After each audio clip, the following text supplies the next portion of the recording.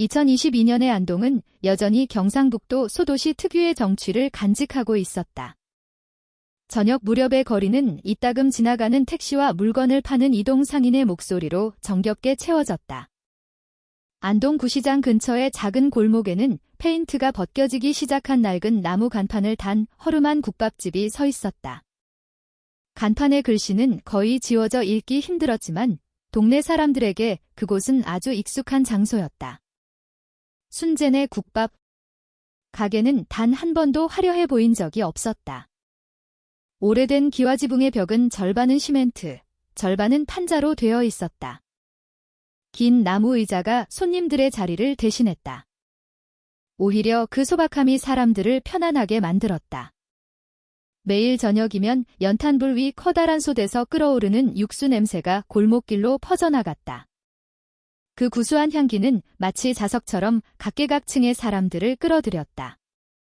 쉰을 바라보는 박순재 씨가 낡은 나무 계산대 뒤에 서 있었다. 통통한 체격의 인자한 얼굴, 그녀의 얼굴에는 거의 항상 미소가 걸려 있었다. 얼굴의 주름은 점점 선명해졌지만 사람들은 그녀를 인내심 많고 다정하며 손님 대접에 결코 지치지 않는 사람으로 기억했다. 그녀는 국물을 젓고 직접 빚은 완자를 넣고 한 그릇 한 그릇 정성을 다해 손님 상에 냈다. 그 옆에는 이제 막 사춘기에 접어든 외아들 민준이가 있었다. 아이는 활기차고 어머니를 도와 상을 치우거나 국밥 그릇을 나르거나 혹은 그저 밝은 목소리로 손님들에게 인사를 건네는 것을 좋아했다. 그날 저녁도 민준이는 평소처럼 주방과 손님 테이블 사이를 종종 걸음으로 오갔다. 그는 다진 양념이 떨어졌다고 말했다. 순재 씨는 미소를 지으며 돌아보더니 손님들이 기다리지 않도록 새것을 가져오라고 일렀다. 국밥집은 언제나 손님들로 붐볐다. 일을 마치고 항상 들르는 택시 기사 박 기사님, 농담을 즐기는 채소 장수 최 씨 아주머니도 있었다. 안동 시내의 전문대학 학생들도 주말이면 자주 찾아왔다. 작은 가게는 마치 나이와 직업을 초월한 만남의 장소 같았다. 하지만 암암리에 사람들의 이야깃거리가 되는 것이 하나 있었다. 순젠의 국밥 맛은 뭔가 다르다는 것이었다. 완자는 더 쫄깃하고 국물은 더 구수하며 어딘가 특별한 향이 나는 것 같았다. 몇몇 손님들은 비법이라도 있는 것 아니냐고 농담을 건네곤 했다. 그럴 때마다 순재 씨는 그저 마음으로 끓이는 게 비법이라며 너털웃음을 터뜨렸다. 웃음 뒤편 마음 깊은 곳에서 순재 씨는 불안감을 품고 있었다. 몇 달 전부터 김철수라는 공급업자에게서 더 싼 값에 고기를 받고 있었다. 그는 허름한 차림새의 남자로 종종 검은 자루에 고기를 담아왔다. 이틀이나 사흘에 한 번씩 그는 좁은 골목에 나타나 물건을 내려놓고는 서둘러 사라졌다. 순재 씨에게 그 싼 가격은 축복과도 같았다. 팬데믹은 많은 가게를 폐업으로 몰아넣었다. 돼지고기 값은 천정부지로 치솟았다. 김철수의 공급이 없었다면 아마 가게는 이미 문을 닫았을지도 모른다. 하지만 몇 번인가 순재 씨는 그 고기 냄새가 이상하다고 느꼈다. 아주 희미하게 잠시 스쳤다가 요리하면 사라지는 냄새였다. 그녀는 그저 자신의 예민한 후각 탓이려니 혹은 보관상의 문제려니 애써 무시하려 했다. 그날 저녁 가게는 손님들로 가득 찼다. 민준이는 테이블을 닦느라 분주했고 순재 씨는 묵묵히 손님을 맞았다. 가게 구석에는 이지훈이라는 낯선 청년이 앉아 있었다. 서울에서 온 법대생으로 마침 안동에서 지역 법체계 관련 연구조사를 하고 있었다. 그는 눈앞의 국밥 그릇을 호기심 어린 표정으로 바라보았다. 첫 숟가락을 뜬 그의 미간이 살짝 찌푸려졌다. 맛은 있었지만 무언가 달랐다. 순재 씨가 그에게 다가가 맛이 어떠냐고 물었다. 지훈은 맛있네요. 그런데 완자가 아주 단단해서 독특합니다라고 대답했다. 순재 씨는 멋쩍게 웃으며 긴장감을 감추려 애썼다. 그녀는 입에 맞으면 또 오라고만 말했다. 지훈은 고개를 끄덕였지만 그의 머릿속은 의문으로 가득 찼다. 밤이 깊어지고 가게는 여전히 붐볐다. 밖에서는 가로등이 희미하게 켜지고 아이들이 웃으며 뛰어다녔다. 그 누구도 그날 저녁의 따스함이 곧 끔찍한 소식으로 뒤흔들릴 것이라고는 상상하지 못했다. 손님들 중에는 지역 인터넷 언론사의 백 기자도 있었다. 그는 밥을 먹으러 온 것이 아니라 기사거리를 찾으러 일부러 온 것이었다. 순젠의 국밥 맛이 유별나다는 소문은 오래전부터 들어왔다. 그는 호기심 가득한 눈으로 주방에서 나오는 모든 그릇을 유심히 관찰했다. 백 기자는 주간지의 조회수를 위해 이야기를 부풀리기를 좋아하는 기자로 알려져 있었다. 한편 옆집의 최경희 씨는 창문 너머로 순젠의 가게를 쏘아보고 있었다. 그녀의 마음은 질투로 가득했다. 예전에는 그녀도 국밥을 팔았지만 손님이 없어 장사를 접었다. 순젠의 가게가 항상 붐비는 것을 보니 마음이 편치 않았다. 그녀는 분명 무언가 잘못된 것이 있을 거라며 혼잣말을 되뇌었다. 마음속으로 그녀는 순재 씨를 무너뜨릴 기회를 엿보고 있었다. 멀지 않은 곳, 작은 동네 교회에서 김 목사님은 막 아이들의 성경 공부를 마친 참이었다. 그는 따뜻한 국물이라도 한 모금 마시러 순젠의 가게에 종종 들르곤 했다. 그에게 순재 씨는 아들을 위해 진심으로 애쓰는 소박한 사람이었다. 하지만 그날 밤, 왠지 모르게 김 목사님의 마음은 무거웠다. 마치 그 가게 주변에 무언가 불길한 기운이 감도는 것 같았다. 시끌벅적한 분위기 속에서 지훈은 갑자기 혀끝에 무언가 걸리는 것을 느꼈다. 그는 씹는 것을 멈추고 조심스럽게 입안에서 작은 물체를 꺼냈다. 손바닥 위에는 잿빛을 띤 창백한 색의 작은 조각이 놓여 있었다. 그것은 인간의 손톱처럼 아치형으로 휘어 있었다. 심장이 거세게 뛰었다. 그는 자신이 잘못 본 것이길 바라며 그 물체를 오랫동안 쳐다봤지만 형태는 너무나도 선명했다. 순재 씨는 지훈의 표정이 변하는 것을 보고 국밥에 무슨 문제라도 있냐고 물었다. 지훈은 서둘러 손을 오므리며 소란을 피우지 않으려 애썼다. 그는 괜찮다며 그저 너무 매워서 그렇다고 짧게 대답했다. 그는 그 조각을 휴지로 감싸 주머니에 넣고는 서둘러 계산을 마치고 황급히 가게를 나섰다. 집으로 돌아가는 길, 그의 머릿속은 혼란스러웠다. 방금 본 것이 정말일까? 우연일까? 아니면 정말로 사람의 손톱일까? 지훈은 최악의 가능성을 상상하고 싶지 않았지만 법대생으로서의 본능은 그가 방금 도시 전체를 뒤흔들 수 있는 무언가를 발견했다는 것을 깨닫게 했다. 그날 밤 안동은 여전히 평온해 보였다. 순젠의 국밥집은 평소처럼 다정한 미소와 함께 문을 닫았다.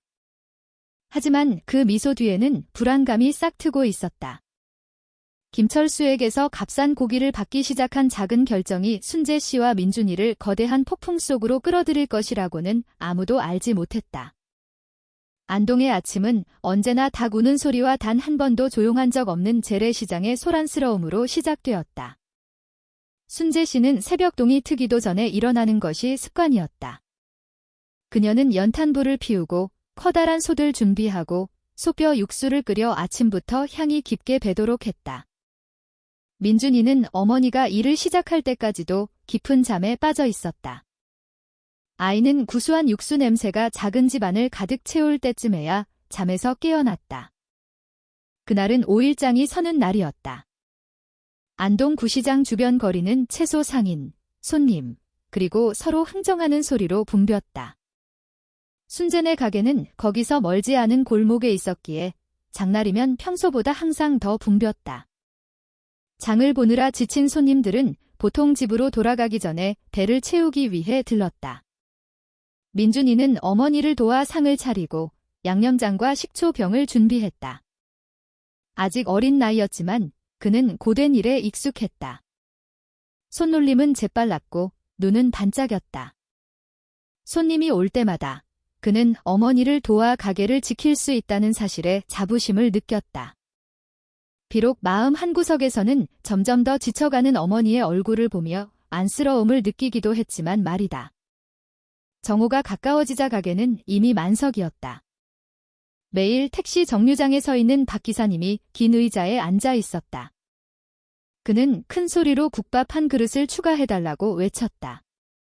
민준이는 미소를 지으며 종종 걸음으로 주문을 날랐다. 다른 쪽에서는 채소 장수 최 씨 아주머니가 밥을 먹고 있는 대학생에게 농담을 건네고 있었다. 가게 분위기는 따뜻하고 정겨웠다. 그 소란 속에서 백 기자가 다시 나타났다. 그는 국밥 한 그릇을 주문했지만 그의 눈은 주변을 살피는데 더 바빴다. 그는 수첩에 손님들의 면면부터 순재 씨가 손님을 대하는 표정까지 사소한 것들을 기록했다. 그의 머릿속에서 국밥 맛이 유별나다는 소문은 큰 기사거리가 될 수 있었다. 그는 그저 적절한 시기를 기다리고 있을 뿐이었다. 옆집에서는 최경희 씨가 다시 창문으로 엿보고 있었다. 그녀는 순재네 가게가 잠시도 비지 않는 것을 보며 점점 더 불안해졌다. 그녀 자신은 계속된 적자로 오래전에 장사를 그만두었다. 마음은 더욱 들끓었다. 손님들이 순재네 국밥 맛을 칭찬할 때마다 그녀는 언젠가 사람들이 저 가게 뒤에 숨겨진 어두운 비밀을 알게 될 것이라고 속으로 중얼거렸다. 한편 아이들 성경 공부를 막 마친 김 목사님이 늦은 오후에 가게로 왔다. 그는 문 근처 의자에 앉아 국물을 마셨다.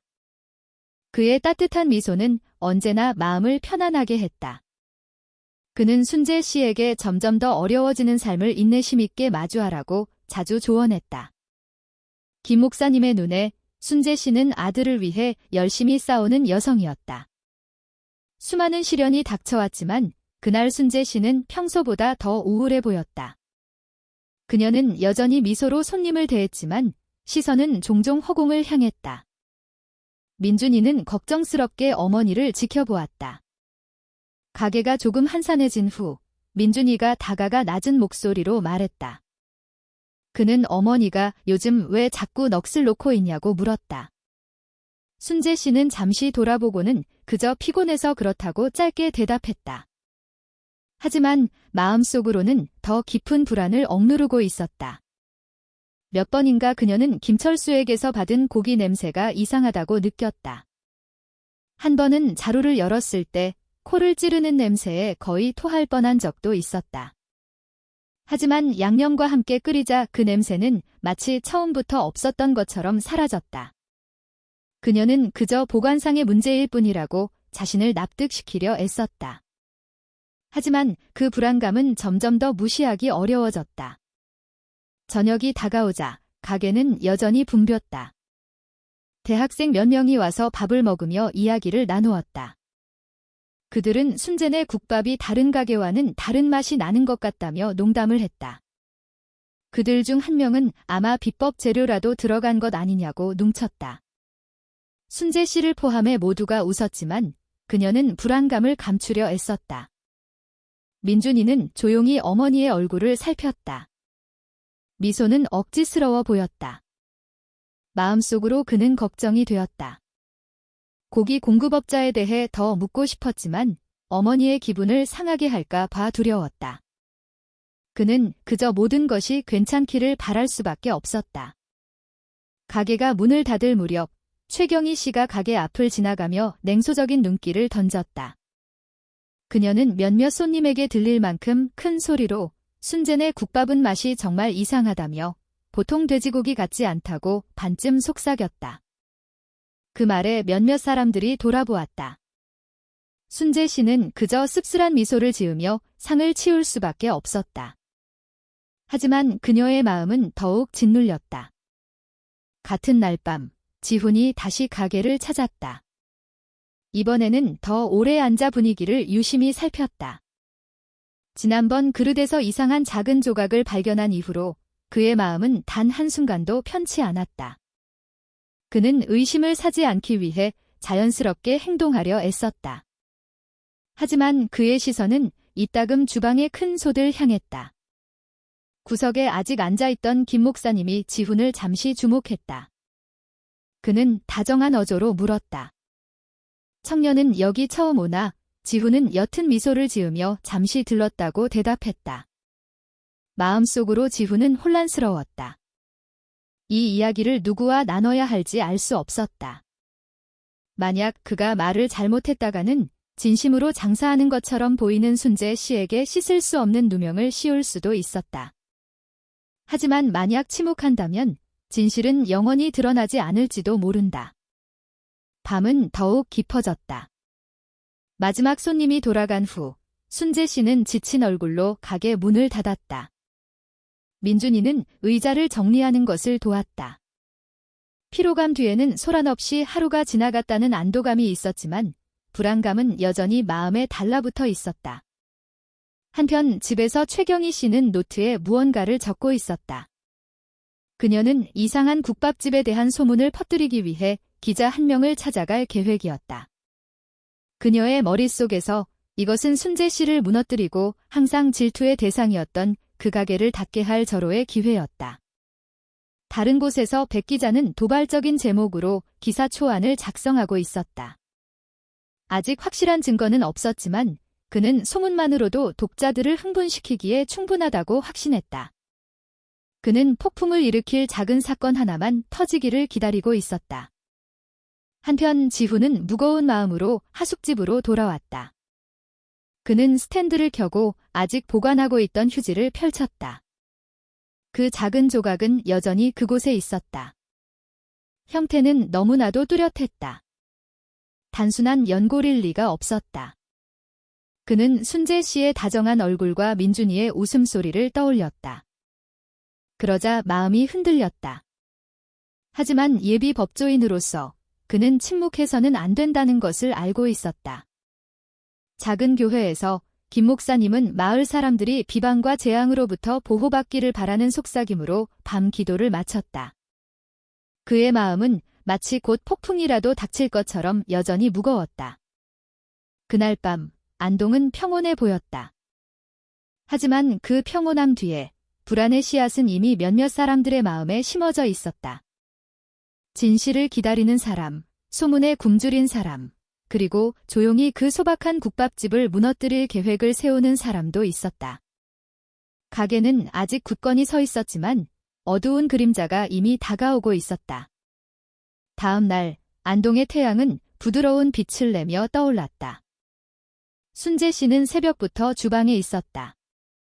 손은 재빨리 반죽을 준비했지만 마음은 불안으로 가득했다. 어젯밤 김철수가 막 배달한 검은 자루가 여전히 주방 구석에 놓여 있었다. 코를 찌르는 희미한 냄새가 다시 느껴졌다. 그녀는 천으로 코를 막고 자루의 내용물을 작업대 위에 쏟아부으려 애썼다. 고기는 검붉은 색으로 평소의 돼지고기보다 더 진해 보였다. 민준이가 뜨거운 물이 담긴 양동이를 들고 들어왔다. 아이는 어머니의 굳은 얼굴을 보았다. 그는 조심스러운 목소리로 물었다. 고기에 무슨 문제 있어요? 순재 씨는 잠시 침묵하다가 모든 것이 괜찮다고 짧게 대답했지만 그녀의 눈빛은 거짓말을 할 수 없었다. 아들에게조차 숨기기 어려운 불안감이 있었다. 그날 아침, 가게는 평소보다 조금 늦게 문을 열었다. 몇몇 손님들은 이미 문 앞에서 기다리고 있었다. 박 기사님은 심지어 순재 씨에게 게으름 피우지 말라며 농담으로 문을 두드렸다. 순재 씨는 억지로 다정한 미소를 지었다. 민준이가 서둘러 문을 열자 손님들이 하나둘씩 들어오기 시작했다. 그 소란 속에서 최경희 씨가 다시 지나갔다. 그녀는 일부러 큰 소리로 다른 이웃에게 말했다. 그녀는 값싼 고기는 보통 정상이 아니라며 진짜 돼지고기가 아닐 수도 있다고 했다. 그 말을 들은 몇몇 사람들이 서로 속삭였다. 모두가 믿지는 않았지만 의심의 씨앗은 이미 퍼지기 시작했다. 멀리서 그 말을 들은 순재 씨는 그저 입술을 깨물며 분노와 슬픔을 동시에 억누를 수밖에 없었다. 정오가 가까워지자 지훈이 다시 찾아왔다. 이번에는 노트 한 권을 들고 있었다. 그는 가게 구석에 앉아 순재 씨의 모든 움직임을 주시했다. 순재 씨가 손님을 대하는 방식, 민준이의 작은 웃음소리를 보며 지훈은 두 사람이 악한 일에 연루되었을 리 없다고 느꼈다. 하지만 그가 하숙집에 보관하고 있는 작은 조각은 여전히 큰 의문점으로 남아 있었다. 그는 노트에 의과대학에 아는 지인에게 연락해봐야겠다고 적었다. 그날 오후에 역시 자리를 지키고 있던 백 기자는 점점 더 신이 났다. 그는 최경희 씨에게서 들은 소문을 듣고 재빨리 메모했다. 그의 기사 초안에는 그 가게의 고기가 순수한 돼지고기가 아닐 가능성이 있다는 식으로 독자를 유도하는 문장이 이미 적혀 있었다. 그는 그 기사가 큰 파장을 일으킬 수 있다는 것을 알았지만 순재 씨의 감정 따위는 신경 쓰지 않았다. 그에게는 진실보다 독자의 관심이 더 중요했다. 오후가 되자 가게는 다시 붐볐다. 그릇과 숟가락이 부딪히는 소리, 대학생들의 웃음소리가 택시 기사들의 대화와 섞여 분위기는 평범해 보였다. 하지만 그 이면에서 순재 씨는 계속 불안감을 느꼈다. 몇 번이나 그녀는 고기에서 이상한 냄새를 맡았다. 강한 육수 양념이 그것을 덮을 수는 있었지만 그녀의 마음은 무언가 잘못되었다는 확신으로 점점 더 차가웠다. 민준이는 조용히 어머니를 살폈다. 그는 어머니의 손이 솥에 반죽을 부을 때 살짝 떨리는 것을 보았다. 아이는 마침내 용기를 냈다. 그는 이 고기가 안전하지 않다면 사용하지 않는 것이 좋겠다고 조용히 말했다. 순재 씨는 아들의 얼굴을 돌아보고는 긴 한숨을 내쉬었다. 그녀는 이 값싼 고기가 없으면 가게가 버틸 수 없다고 대답했다. 시장의 돼지고기 값은 너무 비싸고 국밥 가격을 올리면 손님들이 감당하지 못할지도 모른다고 했다. 그 말에 민준이는 침묵했다. 그는 아직 어렸지만 어머니의 고된 싸움을 이해했다. 마음속으로 그는 그저 모든 것이 괜찮기를 기도할 수밖에 없었다. 저녁 무렵 손님들이 돌아간 후 순재 씨는 지친 얼굴로 가게 문을 닫았다. 그녀는 텅 빈 큰 솥을 바라보며 나무 의자에 앉았다. 민준이가 그 옆에 앉았다. 밖에서는 귀뚜라미 소리만이 들려오는 고요한 분위기였다. 갑자기 교회에서 저녁 예배를 알리는 종소리가 들렸다. 순재 씨는 교회를 바라보며 이제 김 목사님께 조언을 구할 때가 된 것 같다고 나지막이 말했다. 그날 밤 순재 씨는 작은 교회를 찾아갔다. 김 목사님은 기도를 마친 후에도 조용히 앉아 있었다. 순재 씨가 오자 목사님은 미소를 지으며 앉으라고 권했다. 떨리는 목소리로 순재 씨는 자신이 사용하는 고기가 비정상적으로 느껴질 때가 많지만 다른 선택지가 없다고 털어놓았다. 김 목사님은 묵묵히 들은 후 정직한 모든 노력은 언제나 보호받을 것이라고 말했다. 하지만 의심이 든다면 조심하는 것이 좋다고 덧붙였다. 그는 들어오는 재물이 몸과 영혼에 해를 끼쳐서는 안 된다고 강조했다. 그 말은 순재 씨의 마음에 깊이 박혔다. 그녀는 가게를 계속 운영하는 것과 김철수에게서 고기를 사는 것을 멈추는 것 사이에서 더욱 혼란스러워졌다. 다른 한편으로는 최경희 씨가 퍼뜨린 소문이 더 넓게 퍼질까 두려웠다. 한편 지후는 빠른 걸음으로 하숙집으로 돌아왔다. 그는 스탠드를 켜고 노트를 펼치고 의과대학의 작은 실험실로 그 작은 조각을 가져갈 계획을 적었다. 그는 그 발견이 열쇠가 될 수 있다는 것을 알았다. 하지만 그는 또한 이 추측이 사실이라면 그 소박한 가게가 도시 전체를 뒤흔들 폭풍의 중심이 될 수도 있다는 것을 깨달았다. 집에서 최경희 씨는 더욱 신이 났다. 그녀는 자신이 직접 들은 소문을 백 기자에게 전할 계획을 이미 세웠다. 그녀는 그 소문이 신문에 실리면 사람들이 순재네 가게에 가는 것을 멈출 것이라고 확신했다. 마음속으로 그녀는 그 가게가 텅 비고 문을 닫는 것을 상상하며 만족감을 느꼈다. 밤은 더욱 깊어졌다. 순재 씨는 민준이와 함께 집으로 돌아왔다. 그녀는 대나무 침대에 누워 천장을 바라보았다. 손님들의 얼굴이 하나둘씩 마음속에 떠올랐다. 언젠가 그들이 더 끔찍한 진실을 알게 될까 봐 두려웠다. 옆에서 잠든 민준이를 보며 눈물이 흘렀다. 그녀는 아들이 비방으로부터 지켜지기를 마음속으로 속삭였다. 아무도 그 시각 김철수가 도시 외곽의 한 임대주택에 앉아 있다는 것을 몰랐다. 그는 담배에 불을 붙이며 판매 수익을 세고 있었다. 옅은 미소가 그의 입가에 떠올랐다. 그는 자신이 공급한 고기가 순젠의 가게를 계속 버티게 했다는 것을 알았다. 하지만 그는 또한 언젠가 의심이 생길 것이라는 것도 알고 있었다. 김철수에게 그 모든 것은 시간 문제일 뿐이었고 상황이 뜨거워지면 그는 이미 떠날 준비가 되어 있었다. 그날 밤 안동은 깊은 잠에 빠진 듯 보였다. 하지만 그 고요함 뒤에 거대한 비밀이 드러나기를 기다리고 있었다. 작은 골목의 소박한 가게는 마치 서서히 다가오는 거대한 폭풍의 시작점이 된 것 같았다. 그날 아침 안동에는 세찬 비가 쏟아졌다. 구시장 주변 거리는 질퍽거렸고 상인들은 손님들이 미끄러지지 않도록 가게 앞에 삼배 자루를 깔아야 했다. 평소 아침부터 붐비던 순젠의 가게는 더 한산해 보였다. 몇몇 단골 손님은 여전히 찾아왔지만 대부분은 비가 그치기를 기다리는 쪽을 택했다. 순재 씨는 계산대 뒤에 앉아 천천히 국물을 젓고 있었다. 얼굴은 어두웠다. 퀭한 눈은 몇 번이고 주방 구석에 놓인 고기 자루를 향했다. 자루에서 풍기는 희미한 냄새가 다시 그녀의 가슴을 답답하게 했다.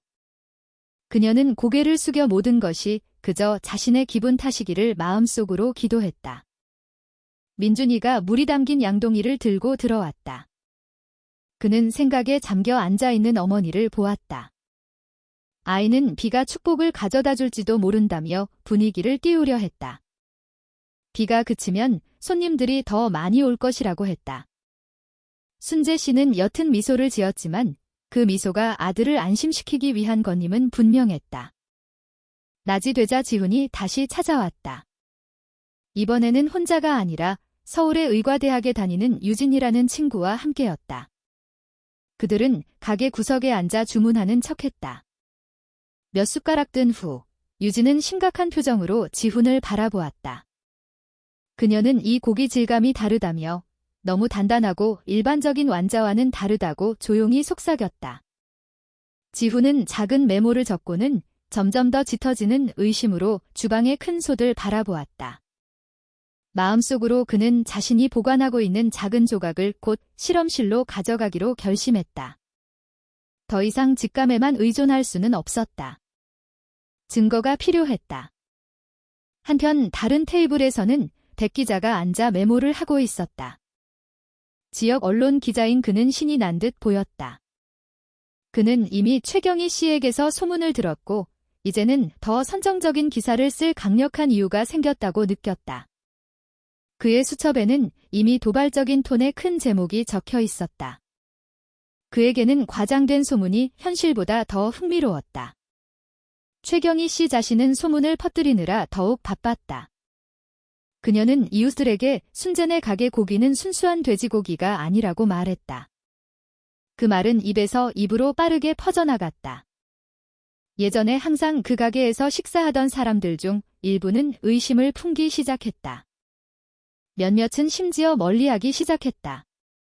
그날 오후 비가 그치자 김 목사님이 가게에 들렀다. 그는 나무 의자에 앉아 차분한 미소를 지었다. 그는 소문에 너무 귀 기울이지 말라고 말했다. 하지만 그는 또한 들어오는 모든 재물에 대해 조심하라고 상기시켰다. 그 말은 순재 씨를 더욱 혼란스럽게 했다. 밤이 되자 가게는 평소보다 일찍 한산해졌다. 순재 씨는 지친 얼굴로 문을 닫았다. 민준이는 상을 치우는 것을 돕고 어머니 옆에 앉았다. 아이는 마침내 용기를 내어 만약 이 고기를 계속 사용하면 나쁜 일이 일어날까 두렵다고 말했다. 순재 씨는 아들을 오랫동안 바라보고는 긴 한숨을 내쉬었다. 그녀는 이 세상에 우리 둘뿐이라고 나지막이 말했다. 다른 사람은 아무도 없다고. 만약 가게가 문을 닫으면 어떻게 살아가야 하겠냐고 했다. 하숙집에서 지훈은 스탠드를 켜고 며칠 전부터 보관해온 휴지 조각을 펼쳤다. 그 작은 조각은 여전히 그곳에 있었다. 그는 휴대폰으로 사진을 찍어 유진에게 보냈다. 얼마 지나지 않아 답장이 왔다. 유진은 그것이 거의 확실히 인간의 손톱이라고 썼다. 지훈은 침묵했다. 심장이 거세게 뛰었다.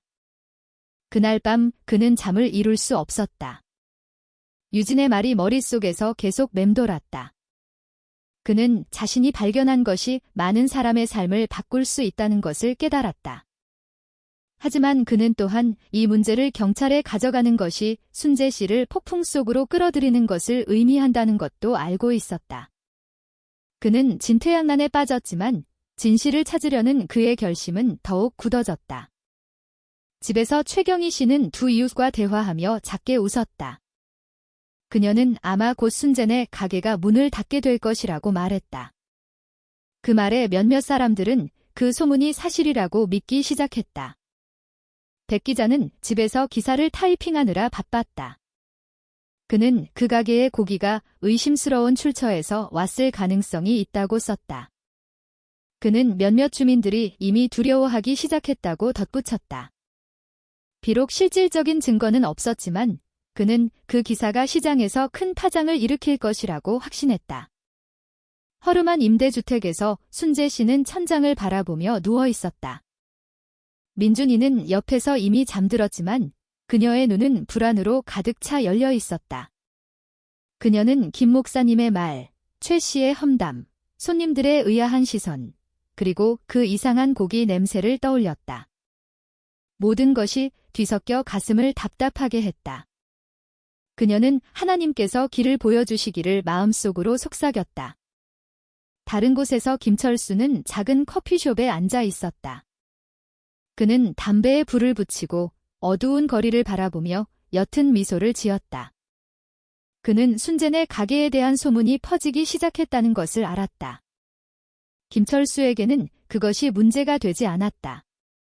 이익을 얻는 한 관련된 사람은 누구든 그저 졸에 불과했다.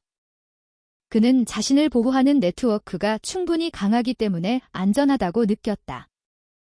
그날 밤 안동은 다시 고요함에 잠겼다. 하지만 그 고요함 뒤에 어두운 비밀이 수면 위로 점점 더 가까워지고 있었다. 지훈은 한 걸음 더 나아갈 준비를 하고 있었다. 순재 씨는 죄책감에 계속 시달렸다. 최경희 씨는 소문을 퍼뜨리며 더욱 기뻐했다. 백 기자는 떠들썩한 기사를 준비했고 김 목사님은 자신의 마을이 비방으로부터 멀어지기를 기도했다. 아무도 다음 날 지훈의 작은 발걸음이 이 사건을 경찰서 문턱까지 가져갈 것이라고는 알지 못했다. 안동의 아침은 밤새 내린 비 덕분에 선선했다. 거리는 아직 젖어 있었고 시원한 공기가 구시장 주변의 소박한 집들을 감쌌다. 작은 골목에 있는 순재네 가게는 조용했다. 문은 아직 굳게 닫혀 있었다. 평소라면 아침부터 열려 있었을 텐데 말이다. 순재 씨는 지친 얼굴로 대나무 의자에 앉아 주방 구석에 놓인 김철수의 빈 고기 자루를 바라보고 있었다. 그녀는 이마에 땀을 닦았다. 공기는 덥지 않았지만 마음은 점점 더 불안해졌다. 마치 놓을 수 없는 짐을 짊어진 것 같았다. 민준이가 설거지할 물이 담긴 양동이를 들고 들어왔다. 그는 어머니의 어두운 얼굴을 보고 잠시 멈췄다. 그는 더 이상 김철수에게서 고기를 사지 않는 게 좋겠다고 조용히 말했다. 순재 씨는 돌아보며 미소를 지으려 애썼고 모든 것이 괜찮을 것이라고 대답했다. 하지만 그 미소는 그녀의 눈에 담긴 불안을 감추지 못했다. 한편 서울의 한 사립대학에서 지훈은 첫날부터 보관해온 작은 조각을 가져갈 준비를 마쳤다. 그는 그것을 깔끔하게 포장해 투명한 비닐봉지에 넣었다. 조심스럽게 그는 의과대학 친구인 유진을 만났다. 유진은 심각한 표정으로 그를 맞았다. 그들은 다른 학생들이 없는 작은 실험실 공간에 앉았다. 지훈이 비닐을 열고 그 물체를 보여주었다. 유진은 핀셋으로 그것을 집어 확대 램프 아래에 놓았다. 그녀의 눈이 가늘어졌고 미간이 찌푸려졌다. 몇 분 동안 그녀는 유심히 관찰했다. 마침내 그녀는 낮지만 단호한 어조로 이것이 거의 확실히 인간의 손톱이라고 말했다. 케라틴층과 휘어진 형태는 동물에게서 나올 수 없다고 했다. 지훈은 침묵했다. 심장이 빠르게 뛰었다. 그는 고개를 숙이고 침을 삼키고는 자신이 틀렸을 가능성이 있냐고 물었다. 유진은 천천히 고개를 저었다. 그녀는 만약 아직 의심이 남는다면 그 물체를 학부 소유의 작은 법의학 실험실로 가져갈 수 있다고 덧붙였다. 하지만 그녀는 틀릴 가능성은 매우 낮다고 강조했다. 그 진실은 지훈을 정신적으로 휘청거리게 했다. 그는 실험실 테이블을 바라보며 가슴이 답답해지는 것을 느꼈다. 그는 순재 씨의 다정한 얼굴과 순진한 민준이를 떠올렸다. 그는 또한 구수한 육수 냄새와 손님들의 웃음소리를 기억했다. 모든 것이 그가 방금 들은 끔찍한 현실과 충돌하는 것 같았다. 같은 시각 안동에서 최경희 씨는 소문을 퍼뜨리느라 더욱 바빴다. 그녀는 몇몇 이웃에게 순재 씨가 사용하는 고기가 이상하다는 소식을 들었다고 이야기했다. 그녀는 그 싼 가격에는 분명 이유가 있을 것이라고 말했다. 그 말에 몇몇 이웃은 불안해졌다. 거기서 먹는 것을 두려워하기 시작한 사람도 있었다. 순재네 가게가 어두운 비밀을 감추고 있다고 더욱 확신하는 사람도 있었다. 지역 언론, 기자인 백 기자도 뒤처지지 않았다. 그는 도발적인 큰 제목으로 기사를 이미 작성했다. 그의 기사는 아직 발행되지 않았지만 그는 주간지에 실리자마자 모든 사람이 그것에 대해 이야기할 것이라고 확신했다. 그에게 이것은 비록 대중을 겁주는 방식일지라도 널리 알려진 기자가 될 기회였다. 늦은 오후, 김 목사님이 다시 가게에 들렀다. 그는 가게가 평소보다 한산한 것을 보았다. 단골 손님 몇 명만 있었다. 순재 씨는 억지 미소로 그를 대했다. 식사를 마친 후 김 목사님은 순재 씨에게 다가가 인내심을 가지라고 속삭였다. 그는 소문은 쉽게 퍼지지만 진실은 영원히 감출 수 없다고 말했다. 그 말에 순재 씨는 고개를 숙였다. 눈물이 거의 떨어질 뻔했다. 밤이 되자 지훈은 비틀거리는 걸음으로 하숙집으로 돌아왔다. 그는 스탠드를 켜고 생각에 잠겨 앉았다. 노트는 눈앞에 펼쳐져 있었다. 그는 이 진실이 혼자 간직하기에는 너무 크다고 썼다. 그는 다음 단계가 당국에 신고하는 것임을 알았다. 하지만 마음은 망설여졌다. 그는 그 혐의를 들었을 때 순재 씨가 어떻게 느낄지 상상했다. 집에서 순재 씨는 민준이와 함께 앉아 있었다. 그들은 된장찌개와 소박한 반찬으로 저녁을 먹었다. 민준이는 어머니를 바라보며 사람들이 계속 험담하는 것을 원치 않는다고 말했다.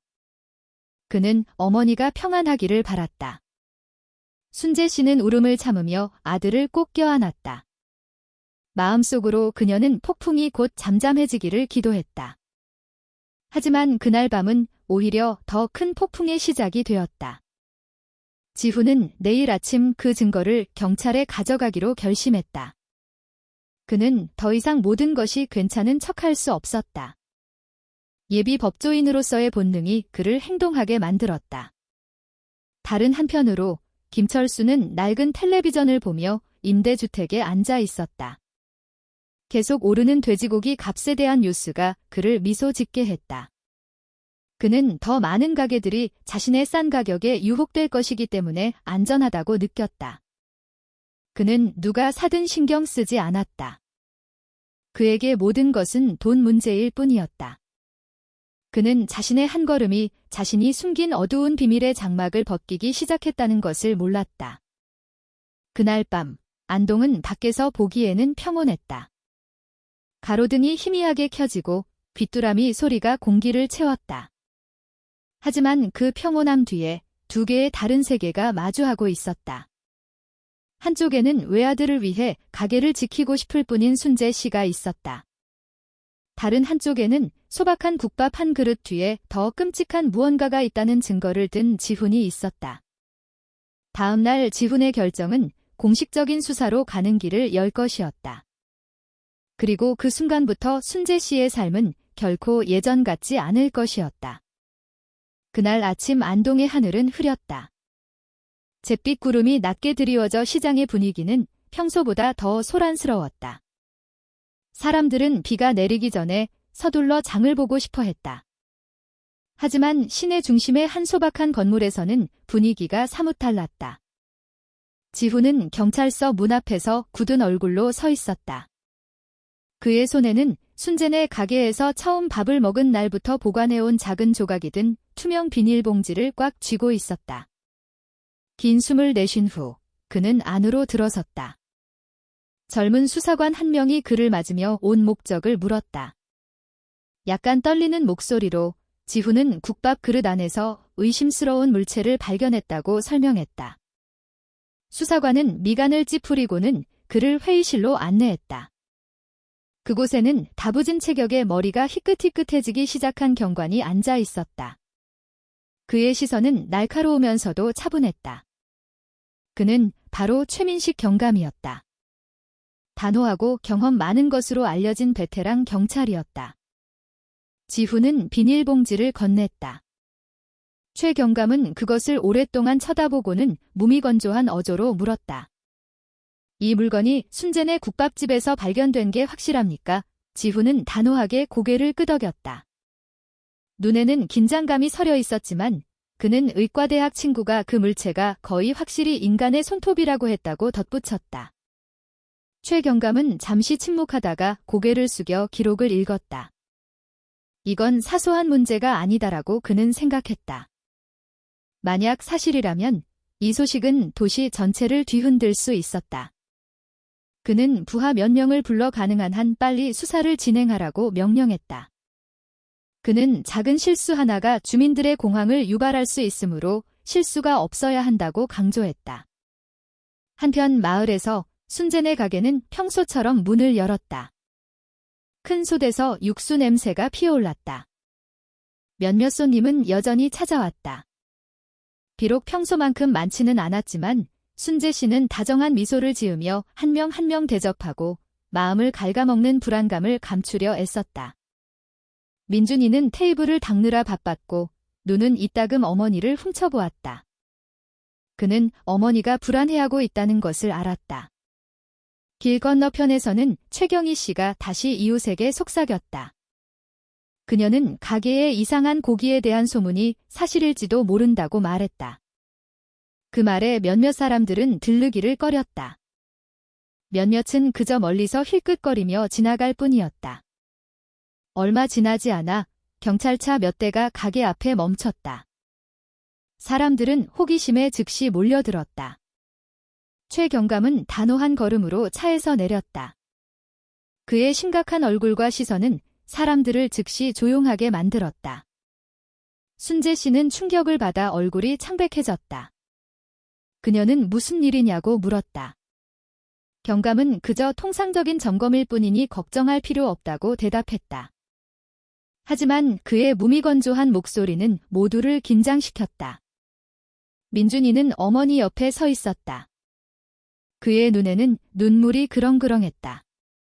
그는 어머니는 잘못이 없다고, 이건 그저 작은 가게일 뿐이라고 큰 소리로 말했다.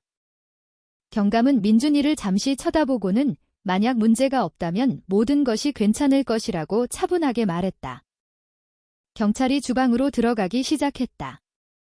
그들은 큰 솥, 완자 반죽, 그리고 그날 아침 김철수가 막 배달한 고기 자루 몇 개를 검사했다.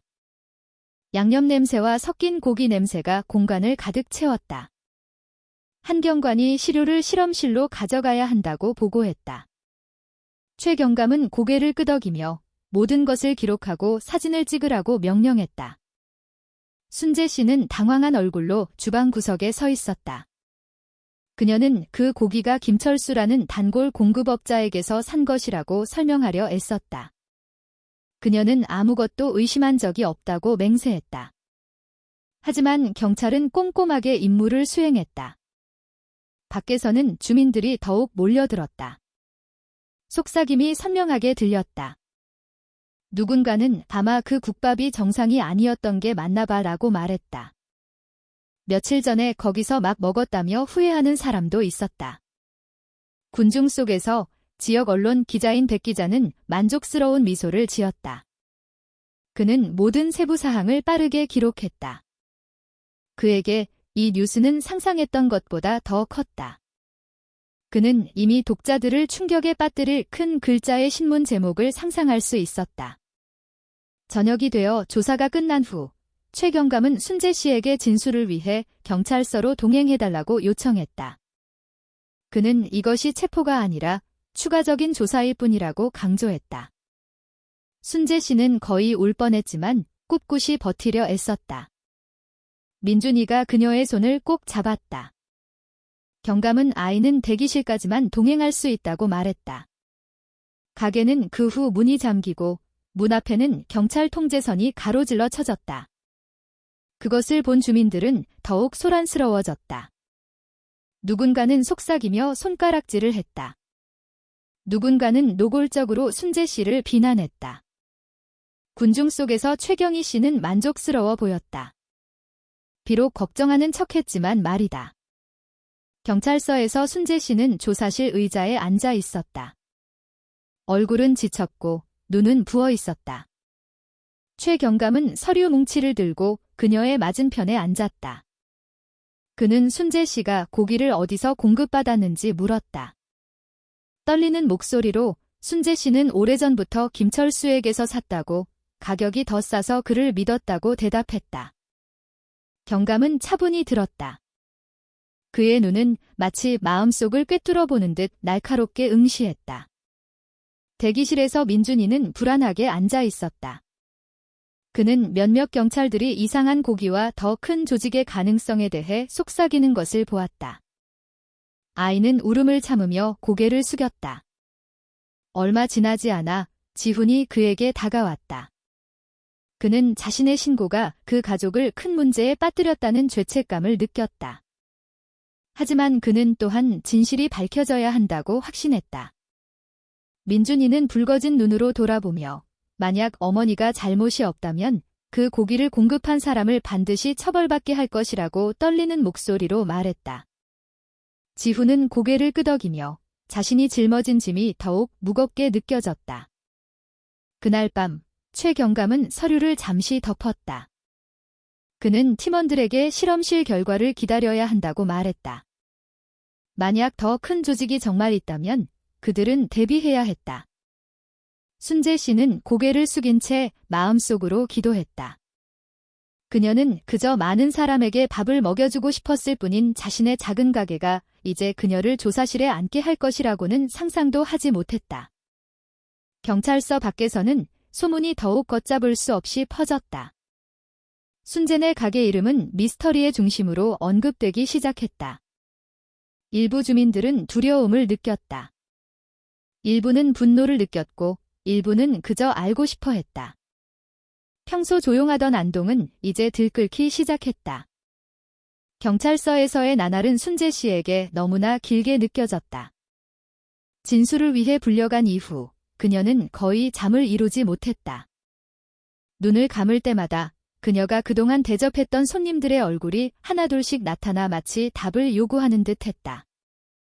민준이는 수사관이 일하는 동안 들어갈 수는 없었지만 대기실에서 충실히 그녀를 기다렸다. 최 경감은 사무실에 앉아 책상 위에 쌓인 서류 뭉치를 바라보았다. 그 서류들 중에는 그가 가장 기다리던 보고서가 하나 있었다. 순재네 가게에서 가져온 고기 시료에 대한 실험실 검사 결과였다. 한 경관이 갈색 봉투를 들고 들어오자 최 경감은 즉시 그것을 열었다. 그의 눈이 가늘어졌고 모든 세부 사항을 읽었다.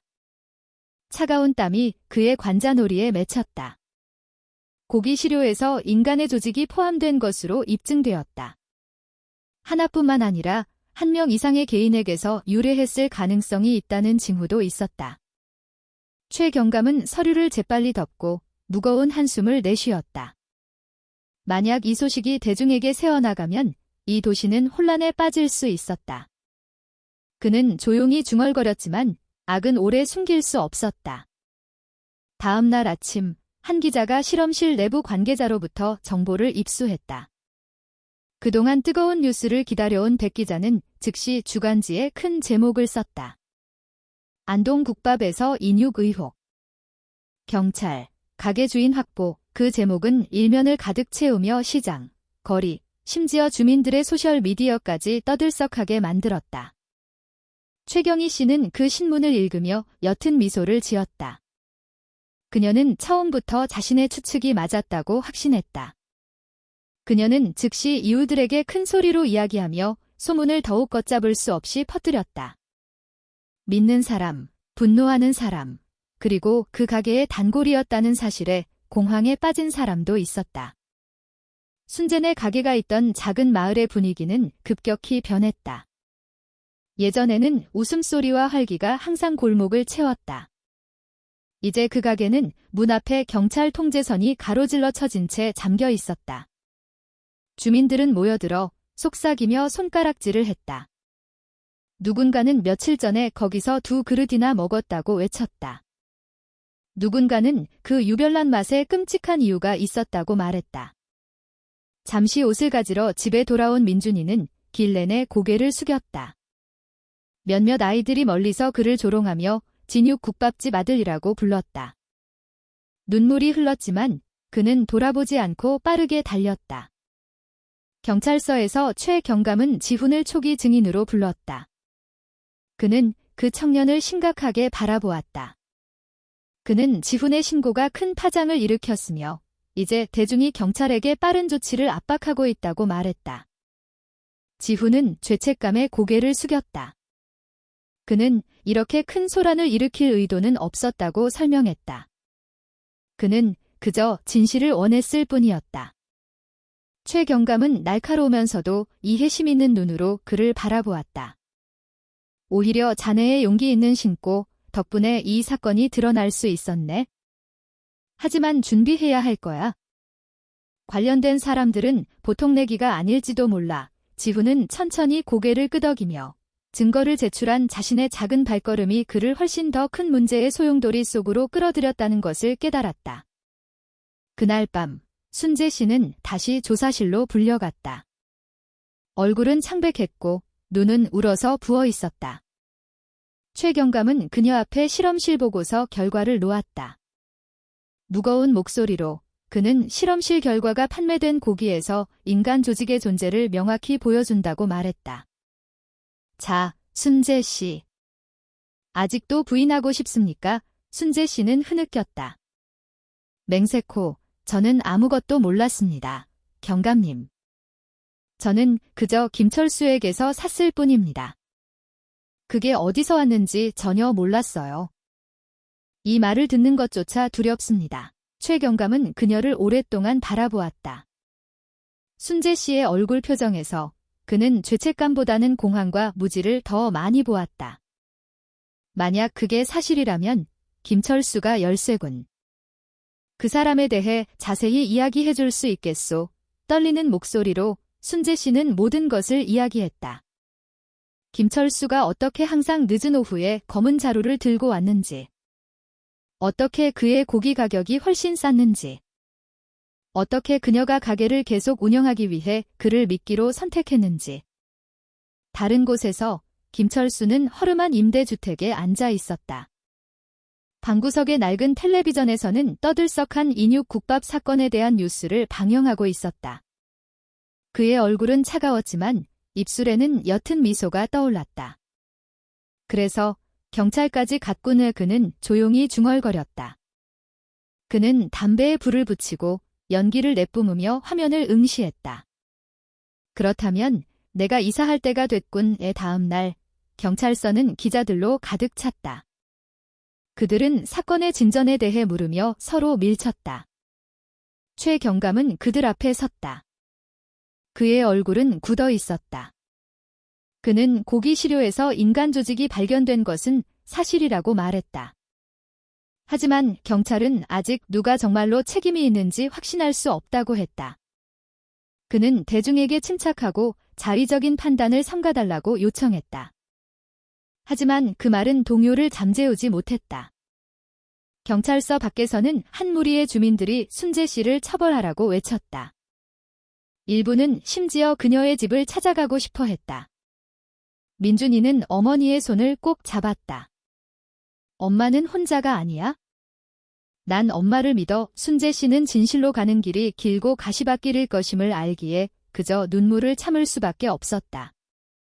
그날 밤 안동은 더 이상 평온하지 않았다. 거리는 주민들의 대화로 가득 찼다. 신문은 흩날렸다. 소문은 더욱 걷잡을 수 없이 퍼졌다.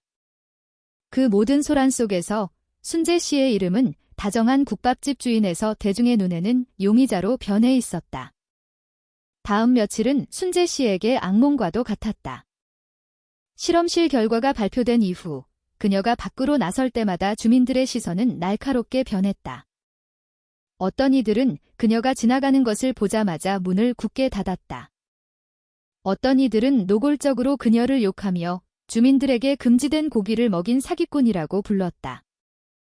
그녀는 고개를 숙이고 민준이를 끌어당겨 서둘러 집으로 향했다. 그 잔인한 말들을 듣지 않으려 애썼다. 집에서 민준이는 구석에 조용히 앉아 있었다. 그의 손은 공책에 그림을 그리느라 바빴다. 순재 씨가 다가가 소박한 그림을 보았다. 한 엄마와 아이가 경찰 통제선 아래 서 있고 환한 얼굴로 손가락질하는 사람들에게 둘러싸여 있었다. 순재 씨의 마음은 무너졌다. 그녀는 울음을 참으며 민준이를 꼭 껴안았다. 아이는 사람들이 더 이상 어머니를 미워하지 않았으면 좋겠다고 나지막이 말했다. 한편 경찰서에서 최 경감은 팀원들과 작은 회의를 열었다. 그는 이 사건이 단순히 작은 가게의 문제가 아니라고 말했다. 김철수는 더 큰 조직으로 가는 입구일 뿐이었다. 그는 김철수의 몽타주 사진을 모든 부서에 배포하라고 명령했다. 그는 또한 지훈이 주요 증인이기 때문에 그가 침묵 대상이 될 수 있으므로 엄중히 보호해야 한다고 강조했다. 그 말을 들은 지훈은 숨이 막혔다. 그는 국밥 한 그릇 때문에 자신의 삶이 이렇게 위험해질 것이라고는 상상도 해본 적이 없었다. 하지만 마음속으로 그는 진실이 밝혀져야 한다고 알았다. 그는 이 조직이 계속 방치된다면 다른 희생자가 나오는 것을 원치 않았다. 마을에서 최경희 씨는 점점 더 심해졌다. 그녀는 순재 씨가 사실 그 고기가 돼지고기가 아니라는 것을 오래전부터 알고 있었다는 이야기를 의도적으로 퍼뜨렸다. 그녀는 싼 가격에는 분명 어두운 이유가 있었을 것이라고 말했다. 그녀는 마치 자신이 직접 본 것처럼 확신에 차서 그 이야기를 전했다.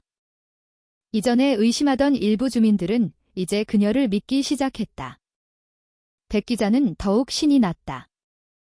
그는 자신의 신문에 새로운 기사를 썼다. 그는 순재 씨를 주범으로 묘사했다.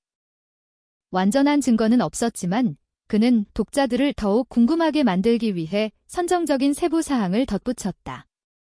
그 뉴스는 순재 씨의 명성을 대중의 눈에 더욱 추락시켰다. 하지만 모두가 소문에 휩쓸린 것은 아니었다. 김 목사님은 교회에서 저녁 기도 후에 다시 신도들에게 상기시켰다. 그는 명확한 증거가 나오기 전에는 쉽게 비난하지 말라고 말했다. 그는 만약 순재 씨가 단지 희생자일 뿐이라면 비난하는 자들에게 큰 죄가 기다릴 것이라고 강조했다. 몇몇 주민들은 그 조언을 듣고 침묵했다. 비록 모두가 귀 기울인 것은 아니었지만 도시의 다른 한편에서 김철수는 점점 더 불안해졌다. 그는 경찰이 자신을 찾고 있다는 것을 알았다. 그는 임대주택에서 짐을 싸고 물건을 자루에 넣었다. 하지만 그는 혼자가 아니었다. 몸집이 큰 한 남자가 그의 앞에 앉아 차갑게 그를 바라보고 있었다. 그는 김철수의 부주의 때문에 이제 모든 시선이 안동으로 쏠렸다고 말했다. 만약 조직이 드러나면 김철수의 목숨은 아무 가치도 없을 것이라고 했다. 김철수는 침을 삼켰고 얼굴은 굳어졌다. 그는 순재 씨가 이미 희생양이 되었으니 모든 사람이 그녀를 비난하느라 바쁠 것이라고 침착하게 말하려 애썼다. 몸집이 큰 남자는 대답하지 않고 그저 날카롭게 쳐다볼 뿐이었다. 김철수는 더욱 압박감을 느꼈다. 그날 밤 하숙집에 머물던 지훈은 무언가 이상하다고 느끼기 시작했다. 경찰서에서 돌아온 이후 그는 멀리서 누군가 자신을 따라오는 것을 느꼈다. 그는 몇 번이나 돌아봤지만 아무도 보이지 않았다. 하숙집 문 앞에 도착했을 때 그는 현관에 작은 돌멩이가 놓여 있는 것을 발견했다. 심장이 뛰었다. 그는 그것이 우연이 아니라 멈추라는 메시지라는 것을 알았다. 소박한 집에서 순재 씨는 자신을 진정시키려 애썼다. 하지만 두려움이 계속 그녀를 괴롭혔다. 그녀는 자신이 단지 희생자일 뿐이라는 것을 알았지만 모든 사람이 이미 먼저 판단을 내렸다. 민준이는 옆에 앉아 언젠가 사람들이 진실을 알게 될 것이라는 순진한 말로 위로하려 했다. 순재 씨는 눈물이 계속 떨어졌지만 미소를 지으려 애쓰며 아들의 머리를 쓰다듬었다. 다음 날 아침, 최경감은 팀으로부터 새로운 보고를 받았다. 그들은 김철수가 도시 외곽의 낡은 창고 주변에서 자주 목격되었다는 것을 발견했다. 그 창고가 고기가 유통되기 전에 보관되는 장소일 가능성이 있었다. 최경감은 즉시 팀을 현장으로 파견하기로 결정했다. 그는 창고가 이미 비워졌을 수도 있으므로 모두 조심하라고 당부했다. 그 소식이 기자들의 귀에 들어가자 백 기자는 다시 선정적인 톤으로 글을 썼다. 그는 경찰이 인육이 보관된 비밀 창고를 발견했다고 썼다. 사실 조사는 이제 막 시작될 참이었는데도 말이다. 그 글은 주민들을 더욱 떠들썩하게 만들었다. 마을에서는 소문이 더욱 심해졌다. 몇몇 사람들은 심지어 순재 씨 집 담벼락에 욕설을 쓰기 시작했다. 밤에는 집 지붕에 작은 돌을 던지는 사람도 있었다. 민준이는 환한 얼굴로 어머니를 바라보았다. 하지만 순재 씨는 그를 진정시켰다. 그녀는 보복하지 말라고 말했다. 시간이 증명해 줄 것이라고 했다. 그날 밤, 지훈은 다시 최경감을 만났다. 그는 이 증인이 매우 소중하며 따라서 안전가옥으로 옮길 것이라고 말했다. 지훈은 얼굴이 창백했지만 고개를 끄덕였다. 그는 위협이 점점 더 현실이 되고 있다는 것을 알았다. 하지만 그는 또한 만약 자신이 물러서면 진실이 영원히 묻힐 수도 있다는 것을 깨달았다. 집에서 순재 씨는 밤늦게까지 깨어 있었다. 그녀는 깊이 잠든 민준이의 얼굴을 바라보았다. 눈물이 흘렀다. 그녀는 아들이 증오와 비방으로부터 멀어지기를 기도했다. 그녀는 폭풍이 아직 잠잠해지려면 멀었다는 것을 알았다. 멀리서 김철수는 담배에 불을 붙이며 임대주택 창문에서 어두운 밤을 응시했다. 그는 경찰이 점점 더 가까워질지 모르지만 가만히 있지는 않을 것이라고 중얼거렸다. 그는 자신이 아직 한 발 앞서 나갈 수 있다고 확신하며 차갑게 미소 지었다. 그날 밤 안동에는 폭우가 쏟아졌다. 거리는 미끄럽고 한적했다. 이따금 오토바이 소리만 들릴 뿐이었다. 도시 외곽, 낡은 창고지대에서 한 무리의 경찰들이 최경감의 지휘 아래 조용히 움직였다. 그들은 비가 온 후 진흙으로 변한 먼지투성이 길을 따라 걸었다. 손전등 불빛이 페인트가 벗겨진 낡은 건물을 비췄다. 창고는 고요해 보였고 새는 지붕에서 떨어지는 물방울 소리만 들렸다. 2명의 경찰이 앞으로 나아가 강제로 녹슨 문을 열었다. 삐걱거리는 소리가 정적을 깼다. 문이 열리자마자 썩은 냄새가 즉시 코를 찔렀다. 몇몇 경찰은 거의 토할 뻔하며 천으로 입을 막았다. 어두운 실내는 너덜너덜한 검은 자루들로 가득했다. 그중 하나를 열자 썩어가는 고기 잔해가 보였다. 비린내와 피비린내가 섞여 있었다. 한 경관이 창백한 얼굴로 속삭였다. 이건 돼지고기가 아닙니다. 최경감은 다가가 굳어진 턱으로 그 자루들을 응시했다. 그는 이 창고가 단순한 보관 장소가 아니라는 것을 알았다. 낡은 나무 테이블 위에서 그는 숫자와 이름으로 가득 찬 작은 노트를 발견했다. 몇몇 이름은 붉은 잉크로 줄이 그어져 있었다. 최경감은 빠르게 읽고는 심각한 표정으로 부하들을 바라보았다. 이건 단순한 값싼 고기 공급업자가 아니야? 이건 희생자 명단이다. 하지만 김철수는 그곳에 없었다. 누군가 방금 서둘러 떠났음을 알리는 젖은 발자국만 남아 있었다. 최 경감은 무거운 한숨을 내쉬었다. 그들은 늦었다. 김철수는 이미 경찰이 올 것을 알고 있었다. 한편 마을에서 순재 씨는 점점 더 궁지에 몰렸다. 그녀의 집은 신원 미상의 사람들에게 돌팔매질을 당했다. 양철 지붕은 한밤중에 시끄러운 소리를 내며 민준이를 겁에 질리게 했다. 아이는 진육 국밥집 아들이라는 조롱을 견디지 못해 울면서 어머니를 꼭 껴안았다. 순재 씨는 언젠가 사람들이 진실을 알게 될 것이라며 강한 척했지만 마음속으로는 그녀 자신도 흔들리기 시작했다. 작은 교회에서 김 목사님은 몇몇 주민들과 모여 그들을 진정시키며 소문에 쉽게 현혹되지 말라고 말했다. 하지만 그의 목소리는 이미 신문 기사를 믿어버린 일부 주민들의 분노에 묻혔다. 한 사람이 만약 경찰이 늦는다면 주민들이 직접 행동에 나설 수도 있다고 외쳤다. 김 목사님은 그를 날카롭게 쳐다보며 자의적인 심판은 죄를 더할 뿐이라고 상기시켰다. 집에서 최경희 씨는 두 이웃과 함께 앉아 있었다. 그녀는 순재 씨가 김철수와 오랫동안 협력해왔다는 이야기를 더욱 신나게 퍼뜨렸다. 그녀는 마치 자신이 직접 본 것처럼 이야기 양념을 쳤다. 사실 모든 것은 꾸며낸 이야기였다. 두 이웃은 긴장된 얼굴로 듣고는 다른 사람들에게 그 소식을 퍼뜨렸다. 그 소문은 마치 온 마을로 번지는 불길처럼 더욱 걷잡을 수 없이 퍼졌다. 기자인 백 기자도 뒤처지지 않았다. 그는 더 자극적인 제목으로 최신 기사를 썼다. 그는 경찰이 인간으로 의심되는 썩은 고기가 든 창고를 발견했다고 썼다. 그는 마치 직접 본 것처럼 극적인 단어들로 분위기를 묘사했다. 사실 그 정보는 그저 주민들의 속삭임에서 얻은 것뿐이었다. 그의 기사는 독자들을 떠들썩하게 만들었고 순재 씨의 명성은 더욱 추락했다. 하숙집에서 지훈은 불안하게 앉아 있었다. 그는 공책에 자신의 두려움을 쏟아내려 애썼다. 신고한 이후 그는 자주 감시당하는 느낌을 받았다. 몇 번이나 방 밖에서 발소리를 들었지만 문을 열었을 때는 아무도 없었다. 그날 밤 그는 하숙집 담벼락에 분필로 낙서를 발견했다. 단 한 단어, 침묵. 지훈은 떨었다. 그는 이것이 단순한 경고가 아니라 실질적인 위협이라는 것을 알았다. 다음 날 아침, 그는 최 경감을 만나 그 낙서를 보여주었다. 최 경감은 미간을 찌푸리고는 지훈의 하숙집 근처에 2명의 경찰을 배치하기로 결정했다.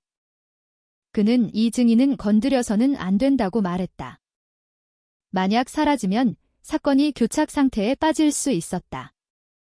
지훈은 마음이 여전히 불안했지만 고개를 끄덕였다. 한편 김철수는 낡은 창고에서 몇 킬로미터 떨어진 값싼 카페에 앉아 있었다. 그는 낡은 휴대폰을 켜고 인육 국밥 사건에 대한 온라인 신문 기사를 읽었다. 그의 얼굴은 차가웠지만 입술은 살짝 휘어졌다. 경찰은 아직도 혼란스러워하는군. 순재가 당분간 책임을 지게 놔두지. 하지만 몸집이 큰 한 남자가 그의 앞에 나타났다. 그의 얼굴은 심각했고 목소리는 차가웠다. 너무 부주의했어, 김철수. 내 공급이 새어나가는 바람에 이제 모든 시선이 이 도시로 쏠렸잖아. 김철수는 그 여자가 이미 희생양이 되었고 자신은 언제든지 다른 도시로 옮길 수 있다며 여유를 부리려 했다. 남자는 고개를 숙여 그를 날카롭게 쳐다보았다. 누가 널 지원하는지 잊지 마. 만약 조직이 드러나면 내 목숨은 내가 파는 고기보다 더 싸질 거야. 이 김철수의 얼굴이 굳어졌다. 처음으로 그는 자신이 훨씬 더 큰 게임의 졸에 불과하다는 것을 깨달았다. 소박한 집에서 순재 씨는 눈물이 흐르는 채로 기도 매트 위에 무릎을 꿇고 기도했다. 그녀는 자신의 명예가 곧 회복되기를 간청했다. 민준이는 옆에 앉아 어머니의 손을 잡았다. 그는 어머니가 죄가 없다고 믿는다고 나지막이 말했다. 그 순진한 말이 순재 씨에게 버틸 약간의 힘을 주었다. 그날 밤, 안동은 불안감에 잠겼다. 경찰은 김철수의 흔적을 쫓으려 애썼다. 주민들은 소문으로 더욱 걷잡을 수 없었다. 기자들은 더욱 열성적으로 기사를 썼다. 그리고 그 모든 것 뒤에서 더 큰 어둠의 조직이 다음 단계를 준비하고 있었다. 그날 오후, 안동의 공기는 뜨거웠다. 거리는 교통으로 붐볐지만 주민들의 마음은 여전히 불안감에 휩싸여 있었다. 신문에 썩은 고기 자루가 든 창고에 대한 기사가 실린 이후 순재 씨의 이름은 더욱 이야깃거리가 되었다. 그녀의 가게가 있던 작은 골목은 이제 조용했다. 예전에 국밥 육수 연기로 가득했던 나무 간판은 이제 먼지와 경찰 통제선으로 덮여 있었다. 경찰서에서 최 경감은 사진과 메모로 가득 찬 큰 게시판 앞에 서 있었다. 김철수의 몽타주, 창고에서 나온 검은 자루 사진, 그리고 노트에서 발견된 이름 명단이 있었다. 붉은 선들이 모든 것을 연결하며 점점 더 명확한 패턴을 형성했다. 최 경감은 팀원들에게 김철수가 단순한 소규모 공급업자가 아니라고 말했다. 그는 큰 조직의 일부였다. 젊은 경찰 한 명이 손을 들고 그 장기들이 어디로 팔렸는지 물었다. 최 경감은 심각하게 바라보며 이것은 단순히 국밥의 문제가 아니라 장기 매매에 관한 것이라고 대답했다. 남은 고기는 흔적을 없애기 위해 싸게 팔린 것이었다. 그 말에 방은 조용해졌다. 모두가 자신들이 마주하고 있는 사건이 얼마나 끔찍한지 깨달았다. 한편 집에서 순재 씨는 점점 더 우울해졌다. 소문이 더욱 걷잡을 수 없이 퍼진 이후 몇몇 사람들은 그녀의 집 지붕에 돌을 던지기 시작했다. 담벼락에 욕설을 쓰는 사람도 있었다. 민준이는 아직 어렸지만 어머니를 강하게 하려 애썼다. 그는 사람들이 던진 유리 조각으로 어지러운 마당을 쓸었다. 엄마, 무서워하지 마세요. 그들이 미워해도 언젠가는 진실을 알게 될 거예요. 순재 씨는 울음을 참으며 아들의 머리를 쓰다듬었다. 그녀는 오직 민준이 때문에 강하다고 말했다. 만약 그 아이 때문이 아니라면 아마 오래전에 포기했을 것이라고. 하지만 마음 깊은 곳에서는 그녀도 흔들리기 시작했다. 만약 진실이 결코 밝혀지지 않는다면? 만약 모든 사람이 영원히 그녀가 죄가 있다고 믿는다면? 마을에서는 최경희 씨가 더욱 큰 소리로 떠들었다. 그녀는 듣고 싶어하는 누구에게나 순재 씨가 김철수와 오랫동안 협력해왔다고 말했다. 그녀는 그 고기가 무지 때문이 아니라 의식적으로 산 것이라고 소문을 퍼뜨렸다.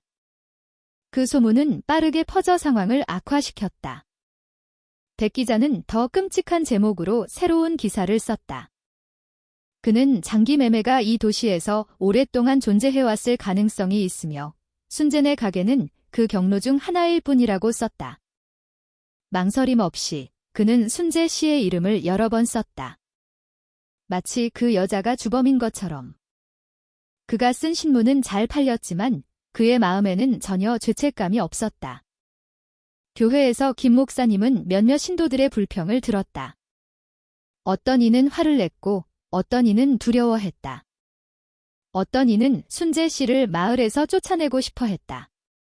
김 목사님은 차분한 목소리로 서서 진실에는 증거가 필요하다고 상기시켰다.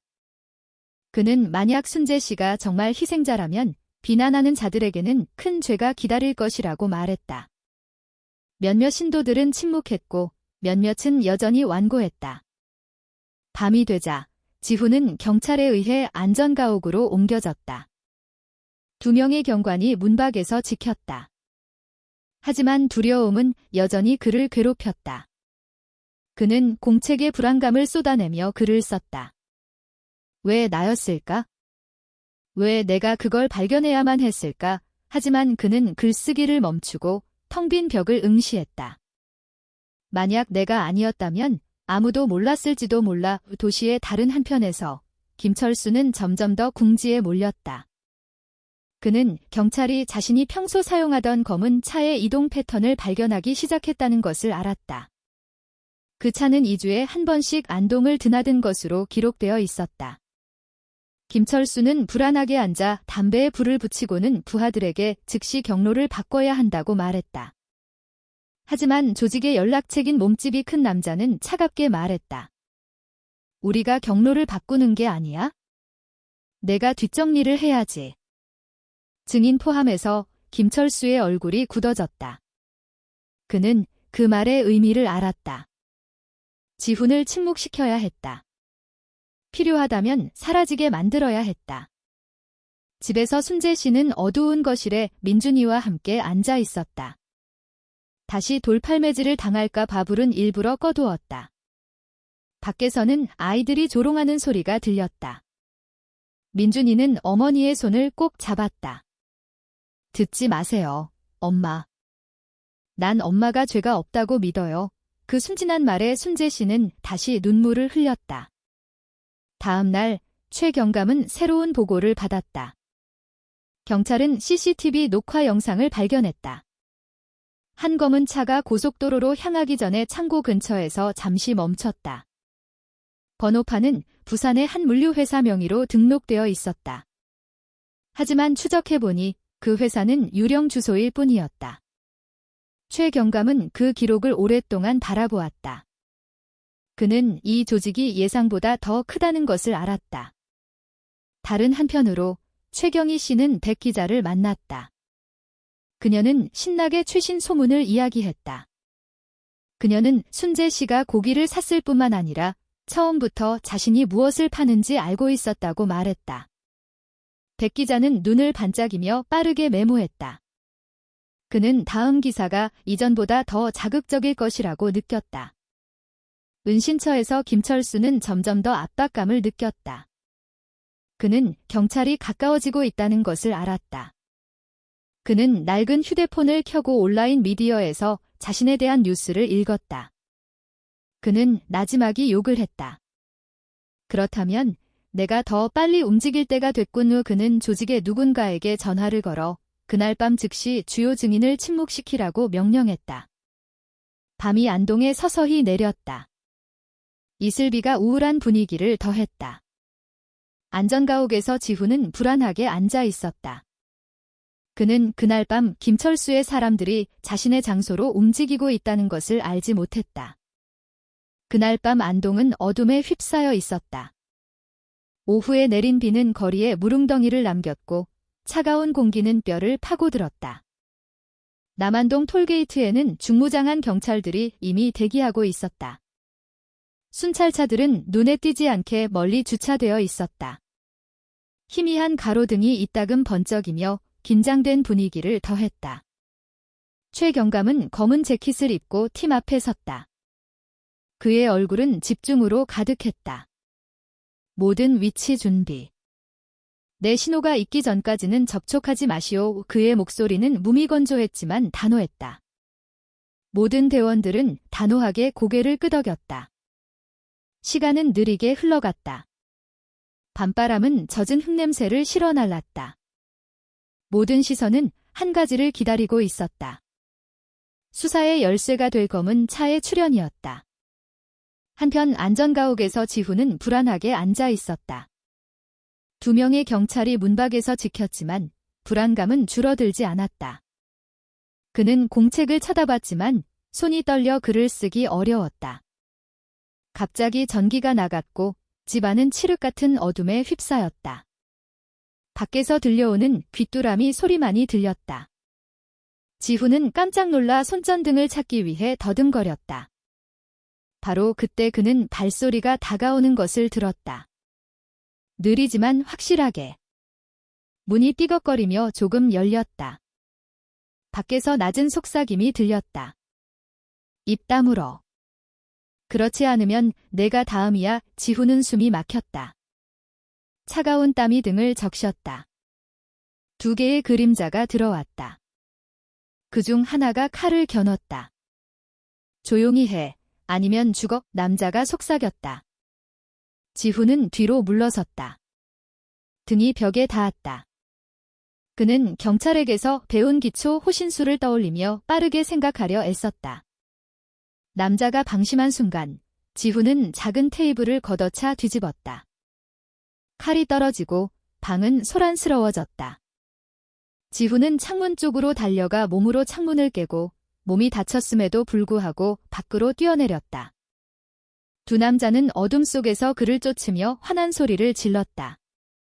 톨게이트에 마침내 검은 차 한 대가 나타났다. 번호판은 CCTV 데이터와 일치했다. 차는 천천히 움직였다. 마치 자신이 감시당하고 있다는 것을 전혀 모르는 듯했다.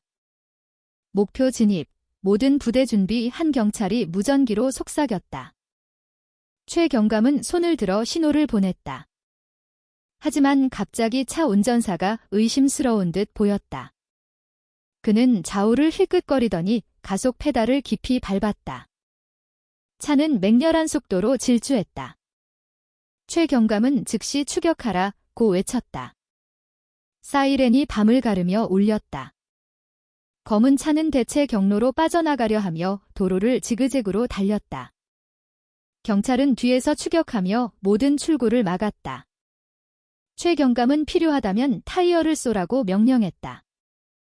한 경찰이 총을 들어 뒷 타이어를 조준하고 발사했다. 타이어가 터지고 차는 비틀거리다 거의 뒤집힐 뻔하다가 마침내 도로 분리대를 들이받았다. 경찰은 즉시 포위했다. 총이 겨눠졌다. 안에 있던 두 남자는 저항하려 했지만 결국 항복했다. 트렁크를 확인했을 때 모두가 침묵했다. 그 안에는 포르말린 냄새가 나는 두꺼운 비닐에 쌓인 의심스러운 고기 조각이 담긴 냉장 상자가 있었다. 몇몇 경찰은 코를 막았다. 그들의 얼굴은 창백했다. 최 경감은 주먹을 쥐었다. 이게 우리가 그동안 찾아온 증거다. 한편 지훈은 한적한 길을 달리고 있었다. 몸은 긁히고 손은 깨진 유리 때문에 피를 흘리고 있었다. 숨이 찼지만 그는 계속 달렸다. 추격자들의 발소리가 점점 더 가까워졌다. 멀리서 순찰 중인 경찰차의 불빛을 보았다. 남은 힘을 다해 그는 힘껏 외쳤다. 도와주세요. 경찰입니다. 그 소리는 순찰차를 멈추게 할 만큼 충분히 컸다.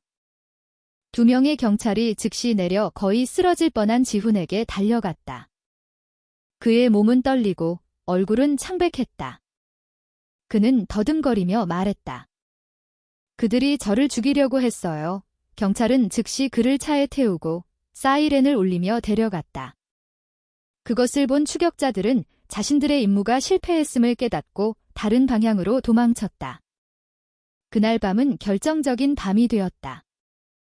경찰은 중요한 증거와 함께 검은 차를 잡는 데 성공했다. 한편 지훈은 살해 시도에서 살아남았다.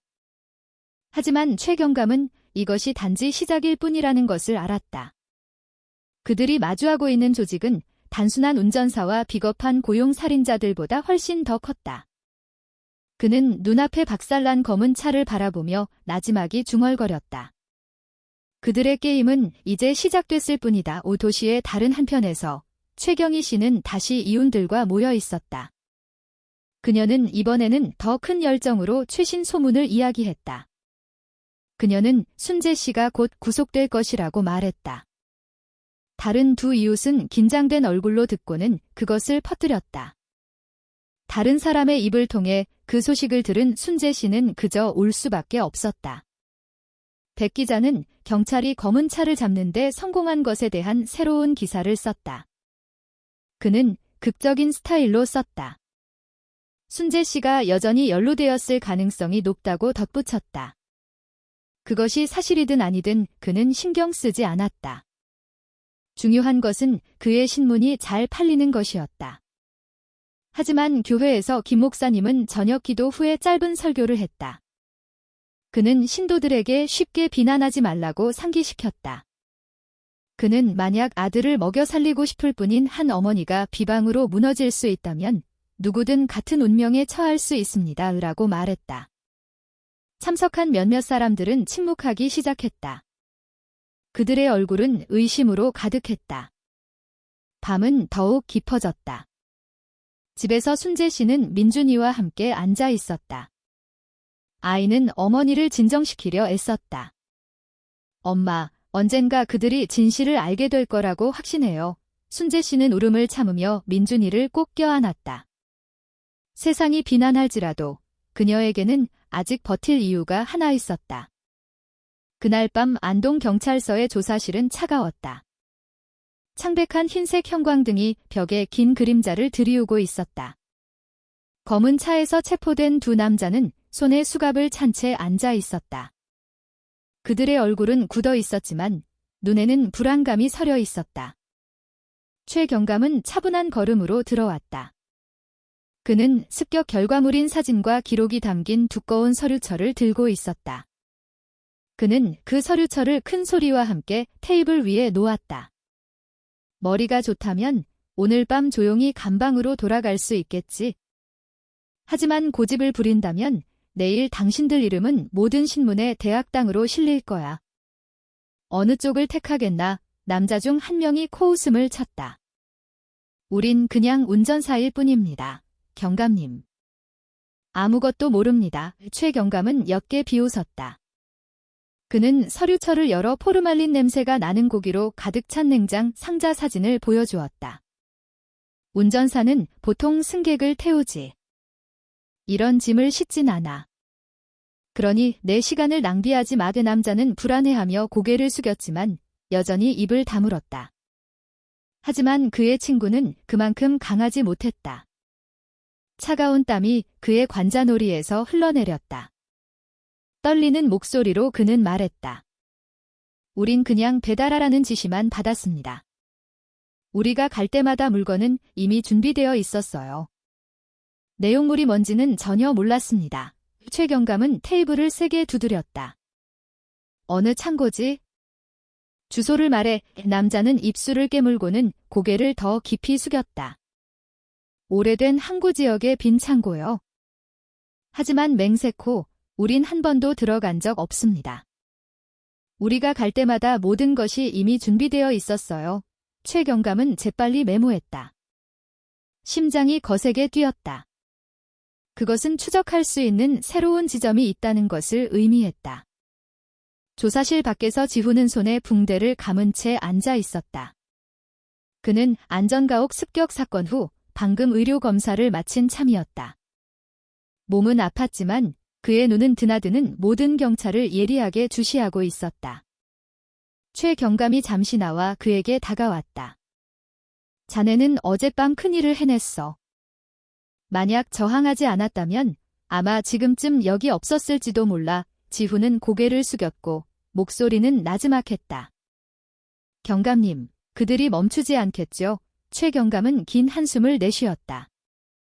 아니, 하지만 우리도 멈추지 않을 걸세. 그는 어깨를 두드리며 안심시키려 애썼다. 도시의 다른 한편에서 김철수는 자신들의 검은 차가 잡혔다는 소식을 들었다. 그의 얼굴은 창백해졌고 손은 담배를 구기며 떨렸다.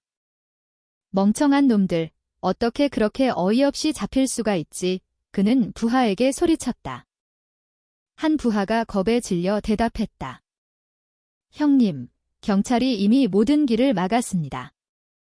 그들은 오랫동안 감시해왔던 게 틀림없습니다. 우리는 즉시 다른 방법을 찾아야 합니다. 김철수는 잠시 침묵하다가 눈이 번뜩였다. 그렇다면 판을 뒤집자. 경찰에게 증인이 있다면 우리는 그 증인을 그들의 짐으로 만들자. 그는 다시 담배에 불을 붙였다. 그의 얼굴은 어두웠다. 작은 집에서 순재 씨는 옆에서 잠든 민준이를 바라보았다. 아이의 얼굴은 여전히 어두웠다. 국밥 얘기를 들을 때마다 민준이는 눈물을 참으며 고개를 숙였다. 순재 씨는 아들의 머리를 쓰다듬으며 나지막이 기도했다. 하나님, 제발 제 아이가 이 비방 때문에 무너지지 않게 해주세요. 하지만 그 비방은 계속 퍼져나갔다. 최경희 씨는 두 이웃과 함께